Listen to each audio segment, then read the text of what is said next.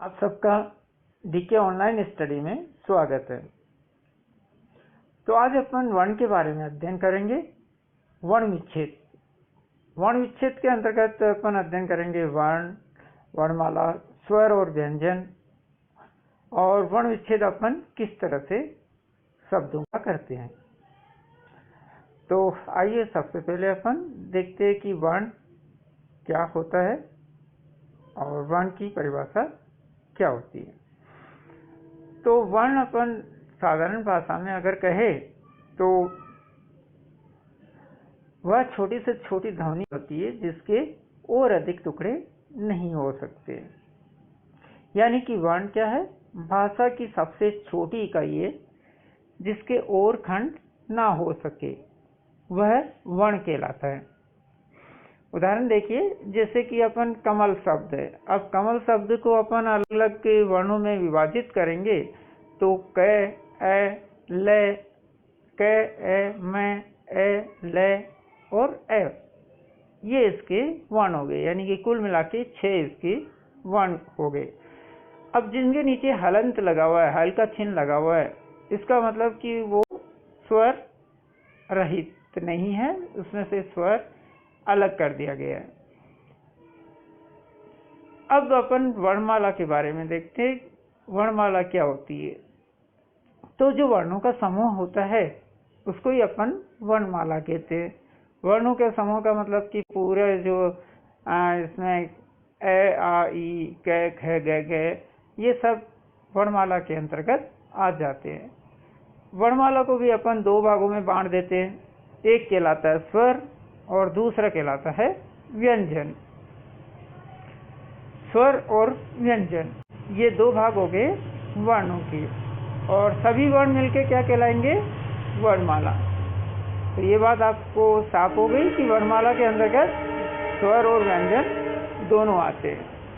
अब सबसे पहले स्वर का अध्ययन अपन करेंगे। तो स्वर को भी अपन 3 भागों में बांट देते हैं। एक अश्व स्वर, दीर्घ स्वर और प्लुत स्वर। अश्व स्वर का मतलब कि जिन स्वरों के उच्चारण में कम से कम समय लगता है उन्हें अश्व स्वर कहते हैं। जैसे ए, ई, ये क्या कहलाएंगे? अश्व स्वर कहलाएंगे। दीर्घ स्वर, जिन स्वरों के उच्चारण में जो अश्व स्वर है उनसे दुगना समय लगता है उन्हें अपन दीर्घ स्वर कहते हैं। जैसे आ, ई, उ, यानी कि बड़ा उ, ए, ओ, ये सब कहलाएंगे दीर्घ स्वर। और प्लुत स्वर का मतलब जिनमें इनसे ज्यादा समय लगता है। अब व्यंजन के बारे में अपन अध्ययन करते हैं। व्यंजन कहलाते हैं कि जिन वर्णों के पूर्ण उच्चारण के लिए स्वरों की सहायता ली जाती है वे व्यंजन कहलाते हैं। अर्थात व्यंजन बिना स्वरों की सहायता के बोले ही नहीं जा सकते, और इनकी संख्या होती है 33। व्यंजनों के भी भेद करें तो स्पर्श व्यंजन, अंतस्थ व्यंजन और ऊष्म व्यंजन, ये 3 तरह के व्यंजन हो गए। तो व्यंजन किनको कहेंगे अपन? व्यंजन उनको कहेंगे जिनको बोलने के लिए स्वरों की सहायता लेनी पड़ती है।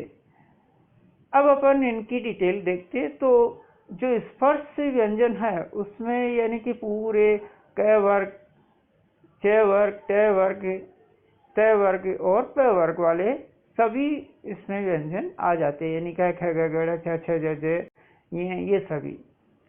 और अंतस्थ व्यंजन में य, लवे आते हैं, और उसमें व्यंजन में श, स है। तो इसमें अंतस्थ व्यंजन का मतलब होता है कि इनको अपनी जिह्वा स्पर्श नहीं करती है बोलते समय, और ऊष्म व्यंजन का मतलब कि इनको बोलने के लिए मुंह से ऊष्मा पैदा होती है, यानी इसलिए इनको ऊष्म व्यंजन कहते हैं। अब देखिए व्यंजन।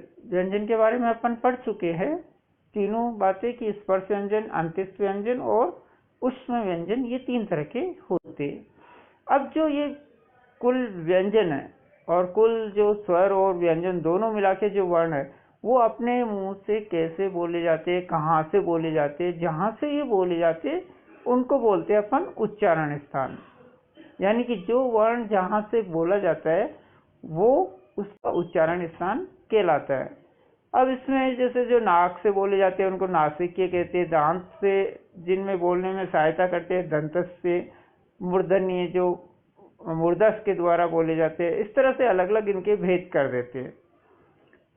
अब इनके अलावा भी जो वर्ण होते हैं कुछ ऐसे जिनको अपन संयुक्त व्यंजन बोलते हैं।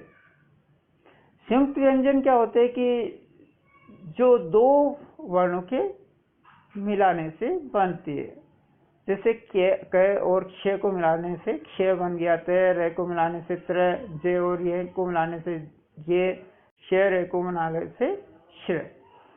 संयुक्ताक्षर होते हैं कि जो मतलब दो अलग अलग तरह के वर्णों से मिलते हैं। जैसे क और त को मिलाने से त हो गया, श और थ से स्त हो गया। और द्वितीय व्यंजन होते हैं कि एक ही तरह का जो वर्ण है वो दो बार लिखा जाता है। जैसे क को दो बार लिखा तो कक हो गया। अब देखिए अपना वर्ण विच्छेद। तो वर्ण विच्छेद क्या होता है? शब्द के वर्णों को अलग अलग करना वर्ण विच्छेद कहलाता है। वर्तनी व उच्चारण की अशुद्धियों से बचने के लिए वर्ण विच्छेद का अपन को पढ़ना, ज्ञान होना आवश्यक है। अब वर्ण विच्छेद में तो ये ध्यान रखना है कि अपन को सभी वर्णों को अलग करते समय जो व्यंजन होते हैं उनके नीचे हल्का चिन्ह लगा देते हैं और स्वर उनके आगे लिख देते हैं जो उसका होता है। तो इस तरह से अपन वर्ण विच्छेद करते हैं। इसमें कुछ आपको उदाहरण दिखाए जा रहे हैं। जैसे मान लीजिए कोई भी अपन उदाहरण ले लीजिए इसमें।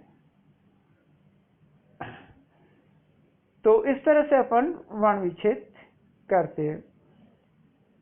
आशा है आपको वर्ण विच्छेद और वर्ण के बारे में कुछ बातें समझ में आई होगी। अगर आपको वीडियो अच्छा लगा है, आपके वर्ण समझ में आ गए हो तो कृपया लाइक कीजिए और चैनल को सब्सक्राइब कीजिए। धन्यवाद। आप सबका डीके ऑनलाइन स्टडी में स्वागत है। तो आज अपन वर्ण के बारे में अध्ययन करेंगे। वर्ण विच्छेद। वर्ण विच्छेद के अंतर्गत अपन अध्ययन करेंगे वर्ण, वर्णमाला, स्वर और व्यंजन। और वर्ण विच्छेद